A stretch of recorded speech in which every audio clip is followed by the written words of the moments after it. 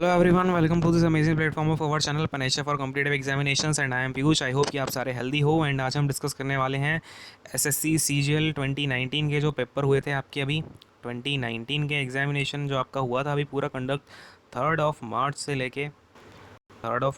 लेके जो आपका 9 मार्च तक ये आपका एग्ज़ाम चला था। ठीक है, 2020 में। ठीक, टोटल सेट्स अपने हुए थे कंडक्ट 18। और मैं आपको अभी ऑलरेडी 18 सेट्स आपके डिस्कस हुए थे और आपको ऑलरेडी यहाँ पर मैथ्स और रीजनिंग के लेक्चर्स इसके कंप्लीट करा दिए गए हैं। तो आप उन्हें जाके ज़रूर देख लेना। मैथ्स और रीजनिंग आपकी कंप्लीट हो चुकी है और अब आपको इंग्लिश और जीके के डेली सेशंस मिलेंगे। इंग्लिश के कुछ सेशन आपके आ चुके हैं, जीके के भी आपके सेक्शन वाइज जो अलग अलग पेपर्स हैं अलग अलग शिफ्ट के, उनके भी कुछ वीडियोज़ आ चुके हैं। लेकिन मैं यहाँ पे आपके लिए एक स्पेशल वीडियो लेके आया हूँ, क्योंकि क्या है, इस बार आपको ना पॉलिटी में सबसे ज़्यादा आपसे जो पूछे जाने वाले क्वेश्चन थे वो थे आर्टिकल से। ठीक है, तो आपको मैं यहाँ पे अपने जितने भी 18 सेट हुए ना डिस्कस, 18 सेट आपके जो कंडक्ट हुए हैं उनके मैं सारे पॉलिटी के क्वेश्चंस लेके आया हूँ। तो इन क्वेश्चंस को आप बड़े ध्यान से देखें, समझें कि क्या क्या चीज़ें हैं। ठीक है, तो अब हम क्या करेंगे, अपने लेक्चर को शुरू करते हैं। और मैं आपको एक बात और बता दूं कि ये लेक्चर जो है, जैसे ये मेरा ये क्वेश्चन है, इस क्वेश्चन के साथ साथ जो भी मुझे इंपॉर्टेंट आपको बतानी होगी, जो भी बात जो आपके एग्जामिनेशन पॉइंट ऑफ व्यू से बहुत इंपॉर्टेंट है, या फिर इन चारों ऑप्शन में कोई ऑप्शन आपका इंपॉर्टेंट होता है, तो एक आपके क्वेश्चन से 2 क्वेश्चन तो मिनिमम निकलेंगे ही। और यहाँ तक कि 4 क्वेश्चन भी निकल सकते हैं। जो मुझे लगेगा आर्टिकल बहुत इंपॉर्टेंट है, वो आर्टिकल भी मैं ऑप्शन से उठा के आपको पूरा समझा दूंगा। तो करना क्या है, आपको अपने साथ में एक पेन लेना है और एक कॉपी लेनी है। ठीक है, या फिर कोई पेपर लेना है, उसमें आपको नोट करना है मैं जो भी आपको एडिशनल इन्फॉर्मेशन बताऊंगा। अगर आपके माइंड में स्टोर करके आपको लगता है कि रख सकते हो तो बहुत बढ़िया है, अगर एग्ज़ाम आने तक आप रख सकते हो, ठीक है, इन केस, तो आप अपने माइंड में रखें आराम से सोने चीज़ों को, तो कोई दिक्कत नहीं है। ठीक है, चलो भाई, अब लेक्चर को शुरू करेंगे। और हिंदी मीडियम वाले बच्चे बिल्कुल परेशान ना हो, मैं आपको हिंदी में भी समझाऊंगा चीज़ों को। ठीक है, तो देखो, अब क्या है, जो हमारा आर्टिकल 17 है ना, हमारे क्वेश्चन में बोल रहा है article 17 of the constitution of India deals with the abolition of. तो हमसे क्या पूछा जा रहा है कि आर्टिकल 17 है ना जो, तो वो हमसे जो हमारे भारत के संविधान का आर्टिकल 17 है वो किसके एबॉलिशन के लिए बात करता है, यानी कि किसको दूर करने की बात करता है, किसको मिटाने की बात करता है। तो ये हमारी बात करता है अनटचेबिलिटी को मिटाने की। ठीक है, ये बात क्लियर है। अब मैं यहाँ पर जो एक पॉइंट बताना चाहूँगा, ये तो सबको पता होगा आर्टिकल 17 अनटचेबिलिटी का होता है, सबको क्लियर है ना ये बात। और यहाँ पे article 17 untouchability in any form की बात करता है, ये नहीं कि बस छूने से लेके है, अनटचेबिलिटी इन एनी फॉर्म। आपने पहले देखा होगा, पहले तो इस हद तक होता था अनटचेबिलिटी कि लोग, जैसे कोई नीची कास्ट का पर्सन है तो वो ऊपर ऊपर कास्ट वाले जो पर्सन होता था ना, उसको वो सीधा खाना नहीं दे सकता है अपने हाथ से टच करके। उसको या तो अपना एक बैम्बू स्टिक से उस खाने को लेके जाना पड़ता था पार्सल में, या फिर उसे दूर से ही देना पड़ता था, उसे टच नहीं करना होता था उसको देने वाले खाने को। ठीक है, तो इस टाइप का डिस्क्रिमिनेशन था। लेकिन आज के टाइम पे चीज़ें बहुत सुधर गई हैं। आज के टाइम पे हमें डिस्क्रिमिनेशन जैसी चीज़ या फिर अनटचेबिलिटी जैसी चीज़ देखने को नहीं मिलती है। तो अच्छा भी है, अगर हमें एक प्रोग्रेसिव समाज में आगे बढ़ना है, डेवलप्ड समाज में आगे बढ़ना है, तो अनटचेबिलिटी हो गई आपकी, डिस्क्रिमिनेशन हो गया, इन सारी चीज़ों से हमें ऊपर जाना होगा। खैर, आज के टाइम पे आप अपने कोविड-19 से भी सेफ़ रहेंगे। ठीक है, तो ये सारी चीज़ें। अब जो इंपॉर्टेंट इन्फॉर्मेशन है वो ये है कि अनटचेबिलिटी जो है ना, वो आपकी कॉन्स्टिट्यूशन ऑफ इंडिया में कभी कहीं भी आपको ये वर्ड नहीं लिखा गया है ये अनटचेबिलिटी है क्या। ठीक है, तो अगर आपसे पूछ लिया जाए कि क्या अपना अनटचेबिलिटी जो वर्ड है वो कॉन्स्टिट्यूशन ऑफ इंडिया में बताया गया है, उसे डिफ़ाइन किया गया है, तो नहीं, कॉन्स्टिट्यूशन ऑफ इंडिया में अनटचेबिलिटी वर्ड को डिफ़ाइन नहीं किया गया है कि ये होता क्या है पर्टिकुलर, इसका कोई मतलब नहीं बताया गया है। बस ये लिखा है हमारे आर्टिकल 17 में कि आर्टिकल 17 का है इसमें आपका abolition of untouchability in any form, untouchability in any form लिखा हुआ है आपके उसमें, आपके कॉन्स्टिट्यूशन में। ठीक है, ये बात क्लियर हो गई। और हम यहाँ पे हम देखते हैं ये क्या है, टाइटल्स। तो एवोल्यूशन ऑफ टाइटल्स आपका कौन से आर्टिकल में आता है, पता है सबको? हाँ भाई, तो आर्टिकल नंबर यह हो गया आपका 17। देन 17 में आपने अनटचेबिलिटी हटा दी, अब 18th में आप क्या करोगे, अबॉलिशन ऑफ टाइटल्स की बात करोगे। ठीक है, किसकी बात करोगे, एबॉलिशन ऑफ टाइटल्स की। अब देख लो भाई, एबॉलिशन ऑफ टाइटल्स का क्या मतलब है। जैसे कि क्या हो गया, किसी ने आपको कोई उपाधि दे दी, लेट्स से आपने बहुत अच्छा काम किया, आपको पद्मश्री मिल गया। क्या मिल गया आपको, पद्मश्री मिल गया किसी फील्ड से। तो अगर आपको पद्मश्री मिल गया है ना, तो सरकार आपको अलग से कुछ पास वगैरह देगी, आपको कुछ फैसिलिटीज़ दी जाएंगी, वो बात अलग है। लेकिन आप उसमें अपने नाम के आगे ये नहीं लगा सकते हो कि आई एम, जैसे मैं क्या करूँ फिर बाद में अपने, मुझे लेट्स से मतलब मिल गया, बाई चांस मिल गया, मुझे पद्मश्री मिल गया, तो मैं ये नहीं लिखा था घूमूंगा कि पद्मश्री पीयूष, है ना। तो मैं अपने नाम के आगे कोई भी टाइटल इससे रिलेटेड नहीं लगाऊंगा। जैसे कुछ लोग हैं पहले के राजा लगाते हैं, तो राजा ये जो आपका टाइटल हो गया, राजा हो गया या फिर किंग हो गया, ये सारे आपको टाइटल्स नहीं लगाने हैं। अपनी कोई भी आपको टाइटल मिला हुआ हो, आपको वो टाइटल अपने सरनेम के साथ या फिर अपने नेम के साथ में नहीं लगाना है, तो आपके टाइटल्स का क्या होगा, एबॉलिशन होगा। क्लियर है।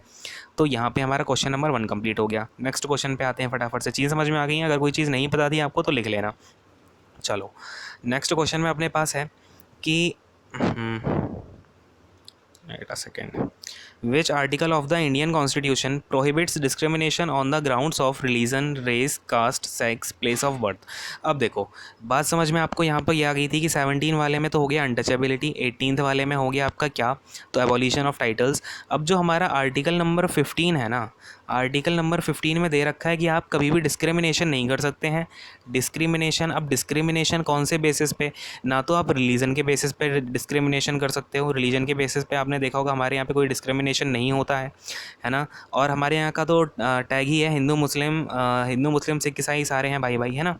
तो ये चीज़ हो गई। अब रेस, रेस यानी कि आपका कोई भी कलर हो, कुछ भी आपकी रेस हो, कोई भी आप क्लैन से, आप किसी भी आपका कोई आपका जो क्लैन रहा है वो कोई भी क्लैन रहा हो तो आपका रेस से कोई मतलब नहीं है, आपकी कास्ट क्या है उससे कोई मतलब नहीं है। देखा है ना आपने कि पहले क्या होता था, पहले आपका 4 कास्टों में डिवाइड करके रखा था, तो जो ब्राह्मण होते थे वो ब्राह्मण का काम करेंगे, किंग क्षत्रिय होते थे वो लड़ने का काम करेंगे। लेकिन अब ऐसा नहीं है, ब्राह्मण जो है वो भी अपना आर्मी में जा सकता है अगर वो अपना अच्छा फिजिकल वगैरह निकालता है, फिजिकलिटी उसकी अच्छी है, अपना पेपर क्वालिफाई कर लेता है, उसकी एलिजिबिलिटी है उस पोस्ट के लिए, तो वो आर्मी में भी जा सकता है, ठीक है। और जैसे आपका क्षत्रिय हो गया तो क्षत्रिय आर्मी में भी जा सकता है, उसका अगर आपका मन उसका टीचर बनने का है तो वो क्षत्रिय टीचर भी बन सकता है ना। तो ये सारी चीज़ें हैं। और जैसे आपके पहले शूद्र होते थे, तो शूद्र लोग जो हैं वो अगर आर्मी में जाना चाहें, कुछ भी काम करना चाहें, ये आपकी अब कैपेबिलिटीज़ पर डिपेंड करता है ना। कैपेबिलिटीज़ हो गई आपकी, ये आपकी कैपेबिलिटी पर डिपेंड करेगा कि आप अपनी क्या कैपेबिलिटी लेके आते हो, उसके अकॉर्डिंग आपका जो भी होगा वो काम होगा। तो आप किसी से उसकी कास्ट के बेसिस पर डिस्क्रिमिनेशन नहीं कर सकते हो। दूसरी बात सेक्स, आप सेक्स के बेसिस पर डिस्क्रिमिनेशन नहीं करोगे। जैसे अगर गर्ल है, पहले क्या होता था, गर्ल को अंदर ही रहना होगा, कुछ बाहर नहीं आना होगा, कोई भी काम नहीं करना होगा, तो गर्ल और बॉय में पहले डिस्क्रिमिनेशन होता था। मेल फीमेल में बेसिकली जो यहाँ पर अपना वर्ड होगा करेक्ट वो फीमेल होगा एंड मेल होगा। तो फीमेल में और मेल में पहले डिस्क्रिमिनेशन था बहुत सारा, लेकिन अब क्या है, डिस्क्रिमिनेशन नहीं है। आपको मेल को जो काम करना है वो मेल काम करे, जो फीमेल अपनी कैपेबिलिटी अगर वो दिखाती हैं किसी में भी तो वो अपनी कैपेबिलिटी के हिसाब से वो काम कर सकते हैं। जैसे हमारी आपने देखा अभी जो अपनी परेड हुई थी ना, उसमें लेडी कमांडर थी जिन्होंने अपनी जो फ़्लाइट एविएशन वाली थी ना, जिन्होंने फाइटर प्लेन को क्या किया था, लीड किया था, तो वो भी हमारी फ़ीमेल थी, है ना। तो कई सारी चीज़ें हैं जहाँ पे फ़ीमेल जो हैं बढ़ चढ़ के हिस्सा ले रही हैं। हर जगह हैं आपको फ़ीमेल, हर जगह देखने को मिलेंगी। डॉक्टर का आप डॉक्टर वाली फील्ड ले लो, है ना, मेडिसिन की फील्ड ले लो, साइंस की फील्ड ले लो, या फिर आप आर्मी की फील्ड ले लो, कोई भी फील्ड ले लो, वहाँ पे फीमेल्स अच्छा काम कर रहे हैं, बॉयज़ भी अच्छा काम कर रहे हैं। तो आपको डिस्क्रिमिनेशन नहीं है, आप अपनी कैपेबिलिटीज़ के हिसाब से काम करोगे, ठीक है। और प्लेस ऑफ बर्थ, आपको प्लेस ऑफ बर्थ से कोई डिपेंड नहीं करता। लेट से आप कहीं के कोई बहुत पिछड़े एरिया से आते हो, आपका जन्म अंडमान निकोबार में हुआ है, तो आपसे कोई इस बेसिस पर डिस्क्रिमिनेशन नहीं कर सकता कि आप अंडमान निकोबार में पैदा हुए या फिर आप किसी ट्राइब में पैदा हुए।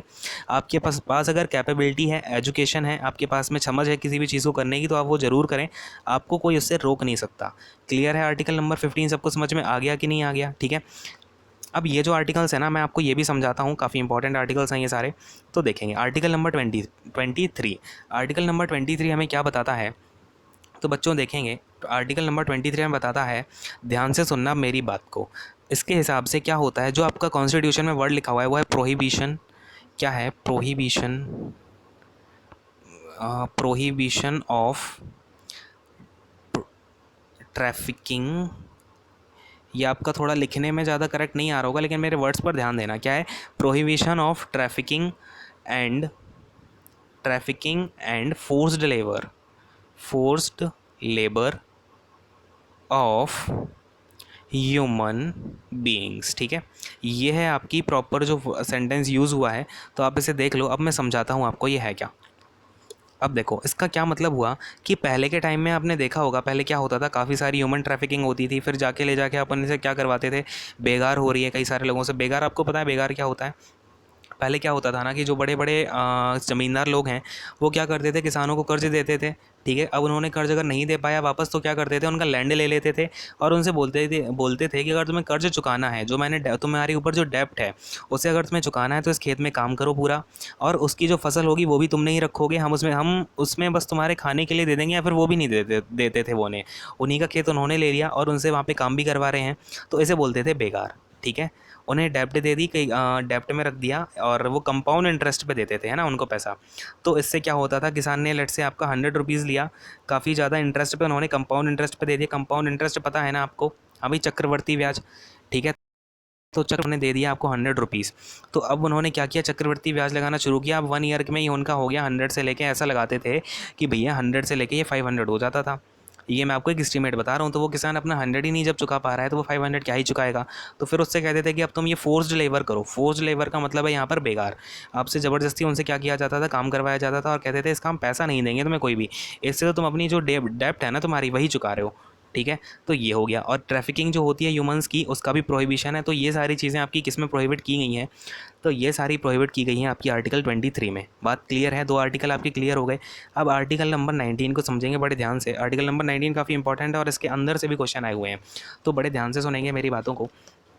अब आर्टिकल नंबर 19 क्या बोलता है, ये गारंटी करता है हर सिटीजन को, कोई भी सिटीज़न हो अपने इंडिया का, उसको ये गारंटी करता है कुछ 7 राइट्स, है ना। पहले 6 थे, मैं बताता हूँ आपको। पहले ये क्या हुआ आर्टिकल 19 में, पहले 7 राइट्स थे टोटल। ठीक है, फिर क्या हुआ, एक राइट आपका चला गया, कौन सा, प्रॉपर्टी वाला। राइट टू प्रॉपर्टी होता था पहले हमारा फंडामेंटल राइट, लेकिन वो हमारा हटा दिया गया राइट टू प्रॉपर्टी का। फिर बचे ये 6। लेकिन अभी क्या हुआ, 2020 में हमारा फंडामेंटल राइट बना दिया गया क्या, right to internet. Right to internet हमारा अगेन फंडामेंटल राइट बना दिया गया, और वो किस में डाल दिया गया, आर्टिकल 19 में डाल दिया गया। तो हमारे इसमें फिर से 7 पॉइंट हो गए। क्लियर है, अब आपको कहानी समझ में आ रही है। पहले आर्टिकल नंबर 19 के अंदर आपके कितने पॉइंट्स थे, जो आपके 6 राइट थे, बेसिकली 7 राइट्स प्रोवाइड किए गए। ठीक है, फिर इसमें से राइट टू प्रॉपर्टी हटा दिया गया और आपको 6 राइट बचे। फिर इस 6 राइट में आपको 2020 में ही सुप्रीम कोर्ट ने आपका फैसला दिया है कि राइट टू इंटरनेट होता है, हर सिटीजन के पास इंटरनेट करने का हक है, इंटरनेट पाने का हक है, उसका यूज़ करने का हक है, और गवर्नमेंट इस राइट का हनन नहीं कर सकती है। लेकिन अगर कुछ अलग केसेस हैं, जैसे कि आपका कुछ केस हो गया, लेट से बहुत ज़्यादा आपका मोबिलाइजेशन हो रहा है, गलत रूमर्स फैल रही हैं, तो वहाँ पे आप कुछ दिन के लिए नेट को सस्पेंड कर सकते हो, लेकिन आप किसी को नेट का यूज़ करने से ज़्यादा दिन मना नहीं कर सकते, ये उसका राइट है। क्लियर है, अब ये हो गया। फिर जब आपका राइट टू इंटरनेट जोड़ दिया गया, तो अगेन इसमें आपके 7 राइट्स इंक्लूड हो गए, किसमें, आर्टिकल 19 में। ठीक है, ये कहानी हो गई, बात समझ में आ गई। अब देखो, अब ये 7 हम एक एक करके समझते हैं।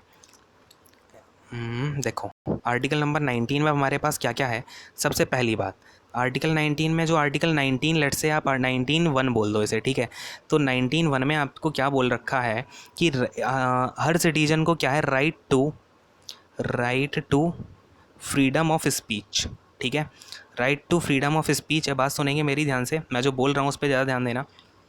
Right to freedom of speech है हर पर्सन के पास में। तो क्या है, वो कुछ भी अपनी बात बोल सकता है, कहीं भी जाके अपनी बात बोल सकता है, उसे अपनी बात बोलने का पूरा हक है, या फिर अपनी बात को एक्सप्रेस करने का पूरा हक है।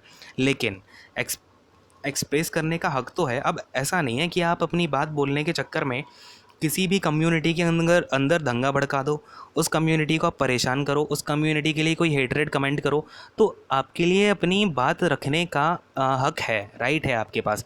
लेकिन ऐसा नहीं है कि आप उस राइट का यूज़ करके हेटरेट फैलाओ, ये सब फैलाओ, तो उस केस में आपको जेल हो सकती है। ठीक है, ये बात क्लियर है। पहला पॉइंट हो गया ये अपना आर्टिकल 19 का। अब सेकंड पॉइंट देखना, सारे लोग लिख लो अगर नहीं आता है। ठीक है, काफ़ी इंपॉर्टेंट चीज़ें, आपको एक जगह कहीं नहीं मिलेगी ये सब। खैर, आर्टिकल 19 का जो सेकंड पॉइंट है, उसमें है कि राइट टू, मैं आपको पूरे पूरे वर्ड्स बोल रहा हूँ जो आपके कॉन्स्टिट्यूशन में लिखे हुए हैं, मेन जो वर्ड्स हैं। Right to assemble, right to assemble peacefully and without arms. ठीक है, क्या मतलब हुआ इसका, क्या बोला है मैंने, कि हर किसी के पास में राइट है कि वो अपनी किसी भी जगह पीसफुली असेंबल हो सकें। ठीक है, क्या लिखा हुआ है, वर्ड देखना ध्यान से। यहाँ पे हमारे पास ऑलरेडी उन्होंने दे दिया कि हम पीसफुली असेंबल हो सकते हैं और विदाउट आर्म्स। मतलब हमारे पास ऐसा नहीं है कि आप असेंबली में, मतलब आपने बोला कि हम तो पीसफुल अपना कोई प्रोटेस्ट कर रहे हैं, हम पीसफुल, ठीक है, लेकिन आपने क्या किया, ना तो पुलिस से परमिशन ली, किसी भी आप ग्राउंड में जाके बैठ गए, और अपने साथ में आपने 6-7 बंदूकें रख रखी हैं कि भैया हाँ ठीक है चलो, इन गन्स के साथ में कुछ लोग बैठे हुए हैं मजे में। तो ऐसा प्रोटेस्ट नहीं होता है। आप विदाउट आर्म्स जाएँ, अपना पीसफुली प्रोटेस्ट करें, पुलिस से परमिशन ले लें कि हमें इस ग्राउंड में बैठना है, और तो आप वहाँ पे जाके आराम से अपना प्रोटेस्ट कर सकते हो। बहुत से लोग करते भी हैं, जैसे अन्ना हजारे जी ने किया था, तो आपका ऐसे प्रोटेस्ट किया जा सकता है। लेकिन अब जैसे अगर आप कहो कि आप, कुछ लोगों को ये डाउट ज़रूर उठेगा कि भैया अभी तो चल रहा है कोविड-19, इस केस में अभी इन्होंने क्या किया है, शाहीन बाग से उठा दिया। तो भैया ये केस क्या है आपका, ये तो आपकी ह्यूमैनिटी के ऊपर केस आ गया ना, कि आप कोविड-19 पूरा फैला हुआ है और आप जाके वहाँ पे धरने पे बैठ जाओ, पीसफुली बोले हम तो पीसफुली बैठे हुए हैं। तो ऐसा नहीं होता है। आपको अगर ऐसी केस आ जाती है, महामारी आ जाती है, या फिर कोई पैंडेमिक आ जाता है, तो इस केस में आपको कुछ मेजर्स को तो उठाना ही पड़ेगा सिक्योरिटी के लिए। या ये सिर्फ आपकी सिक्योरिटी की बात नहीं है, पूरे देश की सिक्योरिटी की बात है। ठीक है, तो इस केस में अपना ये हो गया। अब देखो नेक्स्ट अपना जो इसमें नंबर 3 होगा उसकी बात करेंगे। नंबर 2 क्लियर हो गया, नंबर 1 क्लियर हो गया। अब मैं बात कर रहा हूँ नंबर 3 की, जो आर्टिकल 19 में आता है।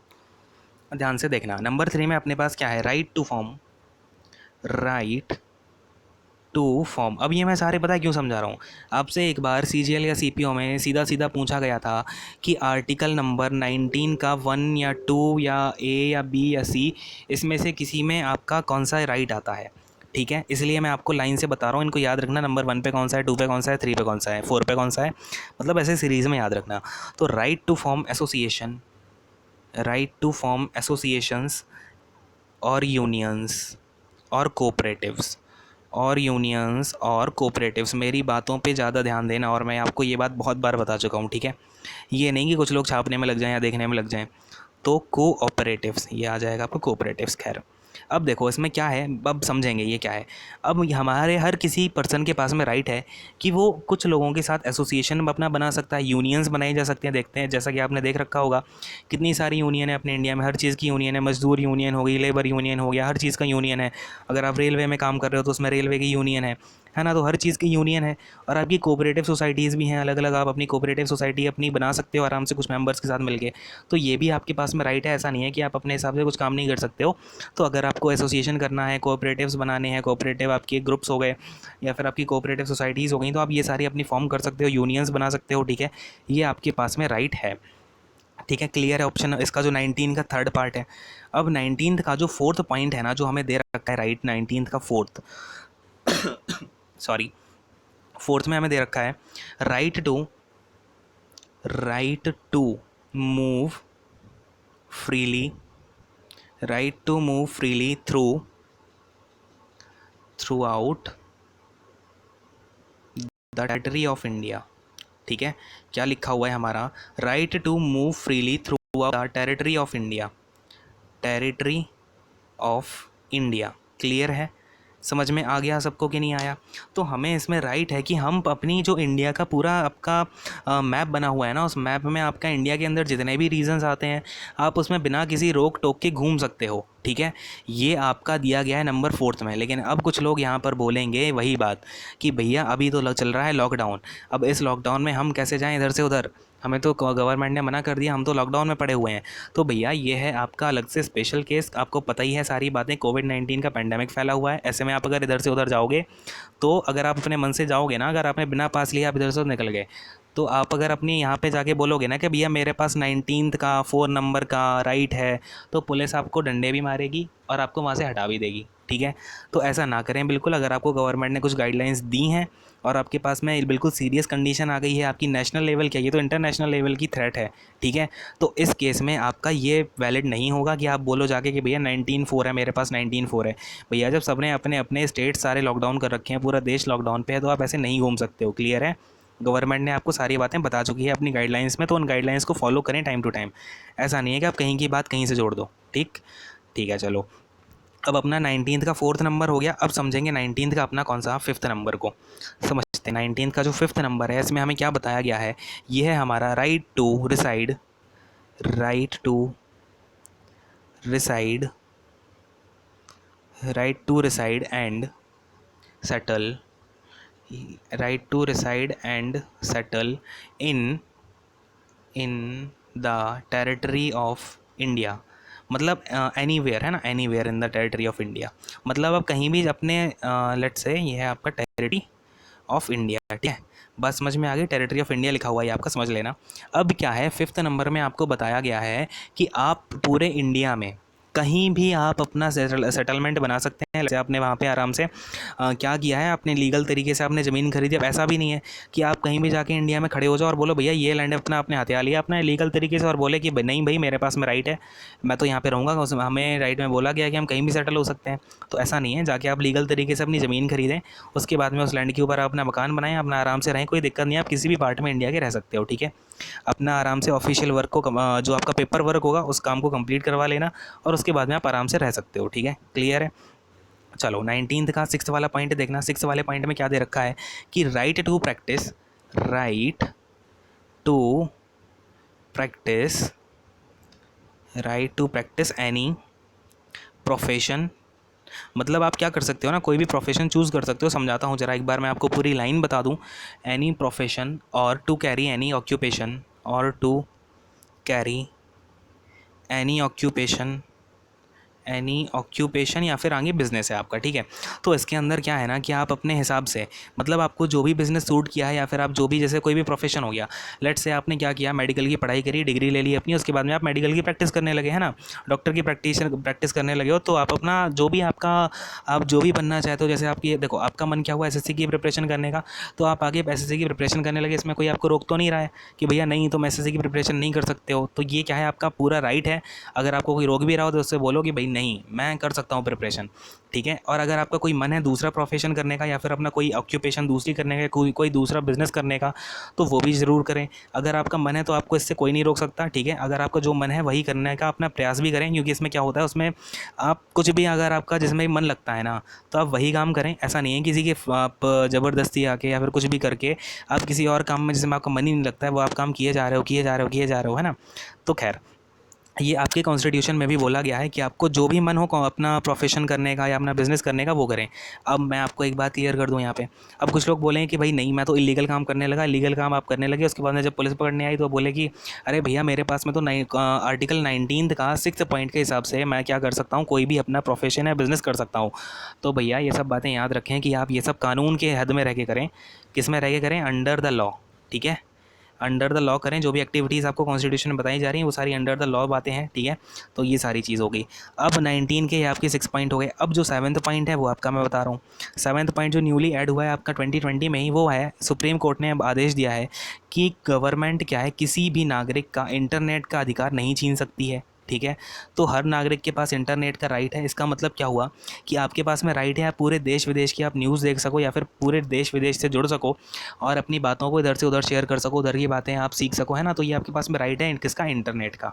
इसे हम बोलेंगे राइट टू इंटरनेट। लेकिन अब ऐसा नहीं है। अब कहीं सपोज़ करो बहुत सारी आपकी सिचुएशन बिगड़ रही है, वहाँ पे बहुत ज़्यादा आपकी फॉल्स न्यूज़ फैलाई जा रही हैं, ठीक है, लोगों को गुमराह किया जा रहा है और न्यूज़ के माध्यम से, इंटरनेट के माध्यम से, व्हाट्सएप से कई सारे फॉल्स न्यूज़ आ रही हैं। तो उस केस में आपकी गवर्नमेंट क्या करेगी? इंटरनेट की सेवा कुछ दिन के लिए बंद कर सकती है, ठीक है। तो ये बात क्लियर हो गई।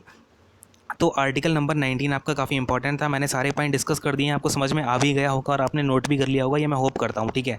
अगर नहीं किया तो अभी कर लो फटाफट, पीछे जाओ वीडियो के और कर लो नोट। आई बात समझ में? चलो आर्टिकल नंबर 25 को देखते हैं भाई। आर्टिकल नंबर 25 में अब अपने पास में है क्या? आर्टिकल नंबर 25 में हमसे बोला गया है कि फ्रीडम ऑफ, देखो क्या लिखा गया है अपने कॉन्स्टिट्यूशन में, फ्रीडम, आर्टिकल 25 के हिसाब से freedom of conscience, freedom of conscience, ये आपका साइंस लिखा हुआ है आगे है, and free profession, and free profession comma practice and propagation of religion, ठीक है, प्रोपगेशन ऑफ रिलीजन, ठीक है। बात तो मेरी आपने सुनी ली, अब समझना है, इसको समझते हैं पहले ये होता क्या है। तो देखो इसमें कुछ बातें तो यही आ गई कि आप अपना जो भी प्रोफेशन है आपका या फिर आप जो कुछ करना चाहते हो, अपनी प्रैक्टिस करना चाहते हो, तो अपने हिसाब से आपको उसका फ्रीडम है, उसका फ्रीडम है आपको। उसमें क्या था? राइट था, इसमें आपको फ्रीडम है, ठीक है। अब इसमें जो मेन आपका पूछा जाता है, मेन मुद्दा है कि आप अपने हिसाब से जो भी आपका रिलीजन है, देखो अगर आप किसी भी रिलीजन को फॉलो करते हो तो कोई भी आपको फोर्स नहीं कर सकता है कि नहीं अब तुम जाके कोई भी रिलीजन फॉलो करो दूसरा। तो तुम्हें जो रिलीजन फॉलो करने का मन है वो फॉलो कर सकते हो, ये इंडिया के कॉन्स्टिट्यूशन में दिया गया है, ठीक है। क्योंकि हम क्या है, एक सोवरेन कंट्री हैं। क्या है? हम एक सोवरेन कंट्री हैं। क्लियर है? बात अपनी समझ में आ गई। सारे मैंने आपके आर्टिकल्स यहाँ पे कवर कर दिए हैं, पूरे डीप में जाके भी कर दिए हैं, जितना आपसे पूछा जा सकता है इन चारों आर्टिकल से वो सारा मैंने कवर कर दिया है। खैर इंपॉर्टेंट आर्टिकल्स भी, इनसे क्वेश्चंस आपके आ चुके हैं, तो सारी चीज़ें क्लियर कर लेना, अपने दिमाग में स्टोर कर लेना और इनको आप लिख के भी रख लेना। क्लियर है? चलो अपने नेक्स्ट क्वेश्चन पे आते हैं फटाफट से। अब हमारे पास क्या है? The recently revoked, wait a second, okay, the recently revoked, the recently revoked article 370 is associated with which of the states, ठीक है। अब हमसे ये पूछ रहा है, ये आपका स्टेट्स ऑफ इंडिया लिखा है, ठीक है। आगे ये क्या हमसे पूछ रहा है कि जो रिसेंटली रिवोक्ड मतलब कि जो हटाया गया है, जो आर्टिकल 370 जिसे उखाड़ फेंका गया है या हटा दिया गया है, ये एसोसिएटेड था कौन से स्टेट से? तो ये बात किसे नहीं पता है वो फटाफट से कमेंट में बता देंगे कि भैया ये बात मुझे नहीं पता थी कि आर्टिकल 370 किससे एसोसिएटेड था, ठीक है। तो ये था कश्मीर से। अब थोड़ा सा 370 के बारे में समझ लेते हैं ये क्या था। तो 370 आर्टिकल के हिसाब से ना आपका एक कॉन्स्टिट्यूशन था अलग से, जो आपका प्रियम्बल होता है ना वो अलग से, कश्मीर का अलग एक कॉन्स्टिट्यूशन था, उसमें दे रखा था जे.एंड.के के कॉन्स्टिट्यूशन में कि हम क्या हैं, जो आपका इंडिया का स्टेट है ना उसके साथ एक इंटीग्रेटेड पार्ट है हम। ये अलग से बोला गया था कि हम एक इंटीग्रेटेड पार्ट हैं और बाकी सोवरेन हैं, ये है वो है, वो तो आपके प्रियम्बल में भी लिखा हुआ है, सेम टू सेम बातें थी। लेकिन उसमें अलग से लिखा हुआ था कि हम इस डेट को हमारा ये एग्रीमेंट हुआ है कि हम एक इंडिया के इंटीग्रल पार्ट हैं। लेकिन हम उनके पास क्या था, अब क्या है, कश्मीर में अपने खुद के वहाँ पे नियम चलते थे और जो स्टेट सरकार चाहती थी मोस्टली वहाँ पे वही सब चीज़ें होती थी। क्लियर है। तो ये था आपका आर्टिकल 370 के हिसाब से। ज़्यादा कुछ आपका डिटेल में आएगा नहीं, बस यही सारी चीज़ें हैं कि बस किससे रिलेटेड था, ये कश्मीर से रिलेटेड था।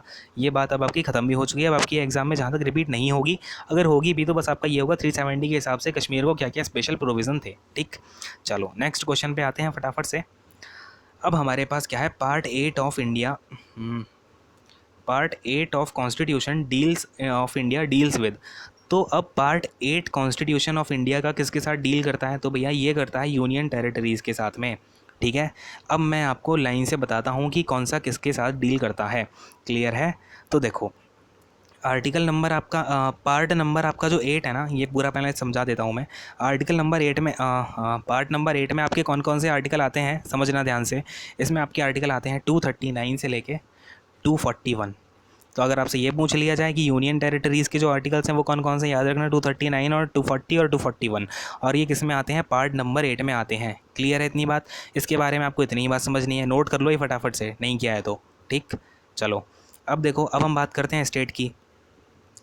अब हम बात करेंगे स्टेट की। देखो स्टेट, अब देखो जो हमारे स्टेट्स हैं ना उसके बारे में कौन से पार्ट में बात की जाती है समझना, इसके बारे में बात की जाती है आपके पार्ट 1 में।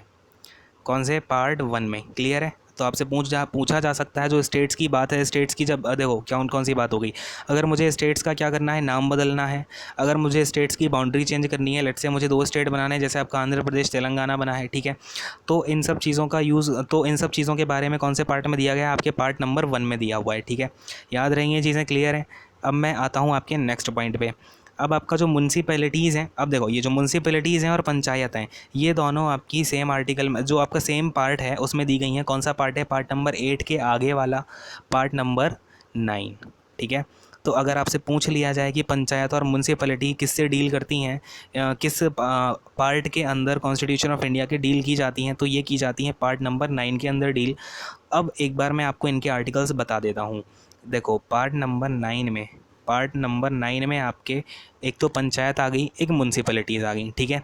और इसमें आपका होता कौन कौन सा आर्टिकल है, तो इसमें होता है आर्टिकल 243, 243। और ये जो म्यूनसिपैलिटीज़ का जो आर्टिकल होता है ना वो होता है आपका आर्टिकल 243 पी से लेकर के होता है आपका ये 243 का ZG।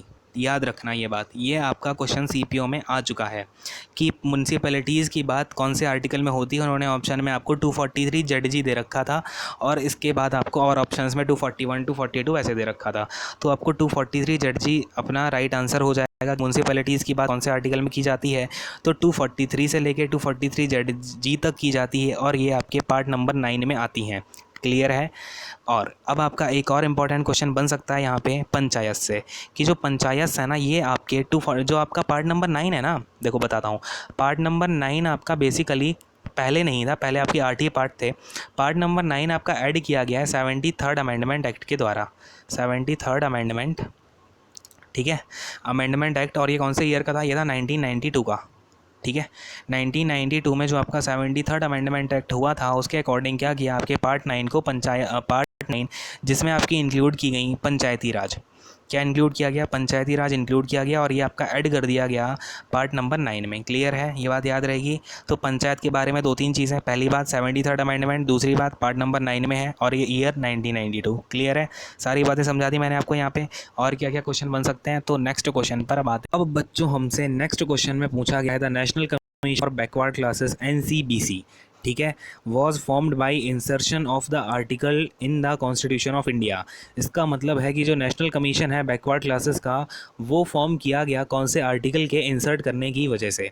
तो सबसे पहले समझते हैं कि ये national commission of backward classes क्या है। सबसे पहला क्वेश्चन जो इसके ऊपर बन सकता है, इसे नोट कर लेना फटाफट से। ये जो national commission for backward classes है, ये आपकी एक कॉन्स्टिट्यूशनल बॉडी है। कैसी बॉडी है? संवैधानिक बॉडी है। सब लोग याद कर लेंगे, कॉन्स्टिट्यूशनल बॉडी है, और इसे नोट कर लेना बच्चों, ठीक है। कॉन्स्टिट्यूशनल बॉडी है, कैसी है? तो कॉन्स्टिट्यूशनल बॉडी याद हो गया, संवैधानिक बॉडी है। और ये अगर संवैधानिक बॉडी है तो किसकी, कौन सी मिनिस्ट्री के अंदर आती है? दूसरी बात, पहला इंपॉर्टेंट क्वेश्चन ये हो गया। दूसरा इंपॉर्टेंट क्वेश्चन कि ये किसके अंडर आती है? तो ये आती है बच्चों आपकी मिनिस्ट्री ऑफ कौन सी भैया? तो social justice and empowerment. Social justice, अब देखो क्या है ये, आपको याद ऐसे हो जाना चाहिए कि बैकवर्ड लोगों को हम क्या करते हैं? जस्टिस दिलाते हैं, या फिर सोशल जस्टिस दिलाते हैं, या फिर उनका क्या करते हैं? एम्पावरमेंट करते हैं। तो ये कौन सी मिनिस्ट्री के अंदर आएगी? आपकी कॉमन सी बात है, तो ministry of social justice and यहाँ पर एम्पावरमेंट लिख लेना अपनी कॉपी में। क्या लिखें? एम्पावरमेंट, ठीक। चलो भैया, खैर अब देखो दूसरी बात यहाँ पे मैं क्या आपसे एक क्वेश्चन पूछता हूँ आपसे। तो हमारी अभी मिनिस्ट्री ऑफ कौन सी है ये अपनी? हाँ भाई बोलो, सोशल जस्टिस एंड एम्पावरमेंट। इस मिनिस्ट्री के जो करंट टाइम पे हमारे मिनिस्टर हैं वो कौन से हैं? ठीक है, तो इसके यूनियन मिनिस्टर बता दें फटाफट से, कमेंट सेक्शन में बता देना। जिन लोगों को आता है, जिन लोगों को नहीं आता है, वो लोग जाके अपने टेलीग्राम चैनल पे बता दें कि भैया सर हमें ये दिक्कत है, यहाँ पे ये नहीं आता है, तो मैं आपको फिर आप उसके लिए कुछ समाधान किया जाएगा, ठीक। खैर, कौन सी है? Ministry of social justice and empowerment के अंदर आती है आपकी एनसीबीसी। अब दूसरी बात ये होगी, तीसरी बात, जो आपका एनसीबीसी है उससे रिलेटेड आपके दो अमेंडमेंट हैं। कौन से नंबर के हैं? एक तो हो गया आपका 102, यानी 102 आपका जो अमेंडमेंट है ये आपका इससे रिलेटेड है, और इसके बाद में आपका 123 यानी कि 123 जो अमेंडमेंट है वो भी इससे रिलेटेड है। और आपसे ये क्वेश्चन ज़रूर पूछा जा सकता है कि जो 123 अमेंडमेंट है वो किससे रिलेटेड है, और आपको ऑप्शन में एनसीबीसी भी दिया होगा, वही आपको टिक करना है। 123 अमेंडमेंट आपका ये हुआ था 2018 में। 123 अमेंडमेंट जो बिल है वो आया था 2018 में, तो याद रखना, ठीक है। चलो भाई, अब हम आते हैं नेक्स्ट क्वेश्चन। अपना जो इसके ऊपर अपना नेक्स्ट क्वेश्चन बन सकता है वो याद रखेंगे। मैंने इसके बारे में क्या क्या बातें बता दी वो लिख लेना। कॉन्स्टिट्यूशनल बॉडी है, कौन सी मिनिस्ट्री के अंदर आती है, और करंट टाइम पे ऐसे कौन से यूनियन मिनिस्टर है वो आप कमेंट करके बताओगे, ठीक है। और मैंने आपको बताया आपका कौन सा अमेंडमेंट 102 और 123 इससे रिलेटेड अमेंडमेंट नंबर है, और ये आपका कब हुआ? 2018 में हुआ, ठीक। अब देखो, अब ये जो आपकी कमेटी बनी है ये किस वजह से बनी है? ये हुई है आपके आर्टिकल नंबर 338 बी के इंसर्ट करने से, ठीक है।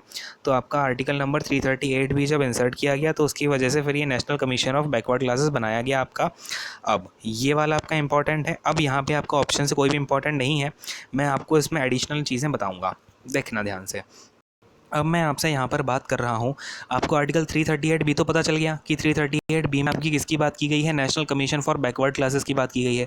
तो अब हो सकता है आपसे आपका एग्जामिनेशन अगले पेपर में पूछ ले कि आर्टिकल 338 किससे रिलेटेड है और आर्टिकल 338 ए किससे रिलेटेड है। देखो ये देखो 338 ए तो आपका ऑप्शन नंबर 3 में दिया भी गया है, ठीक है।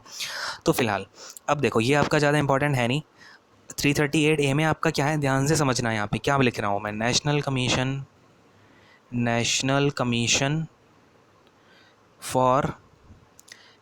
कमीशन फॉर शेड्यूल्ड ट्राइब्स, यानी कि जो एसटी वगैरह है ना, शेड्यूल्ड ट्राइब्स हैं, उनके लिए आपका बनाया गया 338 ए। 338 ए के अंदर किसकी बात है? तो नेशनल कमीशन किसकी? शेड्यूल्ड ट्राइब्स की, ठीक है। और 338 में है आपकी नेशनल कमीशन, ठीक है। नेशनल कमीशन फॉर किसके लिए? अब यहाँ ये देखो, तो ये है आपका शेड्यूल्ड क्लासेस के लिए, शेड्यूल्ड क्लासेस के लिए, यानी एससी के लिए जो आपका आर्टिकल है national commission for scheduled caste के लिए आता है 338, और आर्टिकल 338 ए में है शेड्यूल्ड ट्राइब्स के लिए नेशनल कमीशन, और आपके आर्टिकल 338 बी में है national commission for backward classes NCBC, ठीक है। याद है, सब लिख लेंगे, सारे पॉइंट्स आपने नोट कर लिए। अगर कोई दिक्कत होती है कमेंट सेक्शन में बता देना, बिना कुछ शर्माए, बिना कुछ शर्म करके, ठीक है। ज़्यादा शर्माना नहीं होता इन सारी चीज़ों में। तो ये हो गया आपकी बात। कमेंट सेक्शन में आपका कोई भी डाउट होता है, कुछ भी रिलेटेड आपका टॉपिक है आपको समझ नहीं आता है, तो वो आप कमेंट सेक्शन में बता देना। सॉरी। ठीक है, तो यहीं पे हम क्या करते हैं, फिलहाल अपना सेशन रैपअप करते हैं। और ये हमारा क्या है, पार्ट 1 है। ठीक है, रैपअप करते हैं सेशन को, और ये हमारा हो गया पार्ट 1 यहाँ पर कंप्लीट। इसके बाद में पार्ट 2 में मैं आपके लिए पॉलिटी के और क्वेश्चंस लेके आऊँगा। जो हमारे 18 सेट्स हुए हैं उनमें आपके भी कुछ और क्वेश्चंस बाकी हैं जिन्हें हम और डिस्कस करेंगे। आई होप कि आपको आज का जो डिस्कशन है उससे बहुत कुछ सीखने को मिला होगा। मैंने बहुत कुछ सिखाया भी है, आपने नोट डाउन भी किया होगा। उन चीज़ों को आप रिवाइज करके रखें, याद करके रखें, आपके आने वाले पेपर्स के लिए मोस्ट इंपॉर्टेंट यही है। ठीक है, ये आप जो वन लाइनर्स करते हो ना, ये वो इधर उधर क्वेश्चंस फलाना ठिकाना, ये सब मत किया करो। जो पेपर है पहले उसे तो कवर कर लो। जब आप पेपर को 2-3 टाइम कवर कर चुको हो ना, लीजेंट वाले पेपर्स को, उसके बाद मूव किया करो कि मुझे ये मोस्ट एक्सपेक्टेड क्वेश्चन है, वो मोस्ट एक्सपेक्टेड क्वेश्चन है। ऐसा कुछ नहीं होता है। ठीक है, किसी ने जाके एसएससी का पेपर नहीं देखा, जो एसएससी ने आपको ऑलरेडी दिया हुआ है पहले उसे तो कर लो।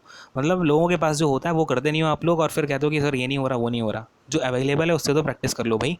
ठीक है, खैर थोड़ा भावनाओं में बह जाता हूँ, माफ़ करिएगा। अब अपना सेशन यहाँ पे रैपअप करते हैं। God bless you all. कोविड-19 से सब लोग सेफ रहना। ठीक है, और अपना ध्यान रखना, मम्मी पापा का ध्यान रखना, अपनी फैमिली का ध्यान रखना। आपके भाई बहन है छोटे बड़े या फिर जो भी हैं उन्हें समझाएं कि बाहर ना जाएं, और अपना आप ध्यान रखेंगे, अच्छे से हेल्दी रहेंगे। God bless you all, take care, bye bye, thank you so much.